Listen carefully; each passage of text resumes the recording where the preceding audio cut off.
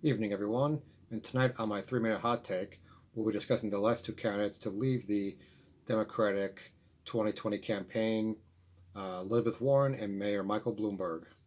Let's start with Bloomberg.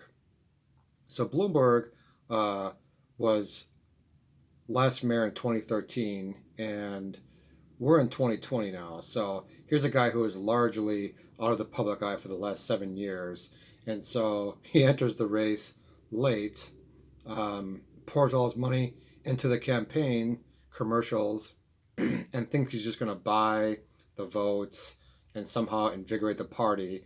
But as we saw, the two debates that he was in were largely awful. He looked like he was not interested and didn't have much to say for himself, especially when Warren was laying into him. I guess she took it personal with having a billionaire to the side of her. Be that as it may, he's gone. I think initially he brought some wonder or some interest because he was someone a little bit different from the usual cast that was up there. But ultimately, we can surmise it by saying he just a little bit too late, not as, not really any enthusiasm, not very interesting. So so long to you, Bloomberg. C'est la vie. Second is the fall of Focahontas.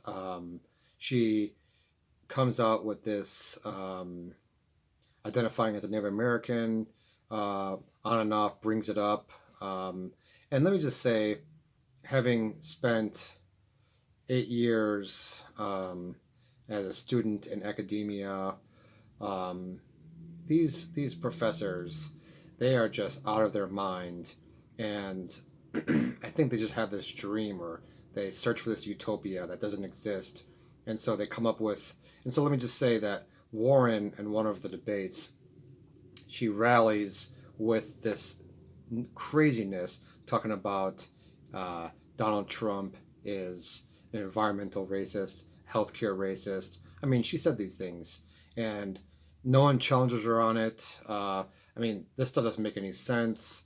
I don't know what this was, what she was trying to do to excite the base, but you can't take someone like that serious. You know, they say that she's really smart and she has a lot of years in academia, teaching and whatnot, but to me, it doesn't mean a whole lot. But the last thing she came out with was that she thought that she wasn't getting the votes from the states because, well, ultimately people were sexist and they didn't want to see a woman run for office.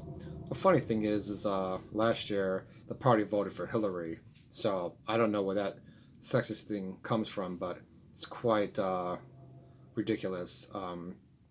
So maybe instead of blaming other people, she should go back to her little bunker there and rethink her wild radical ideas because ultimately no one's buying it.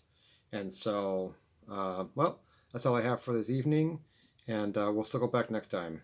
Thanks for checking in.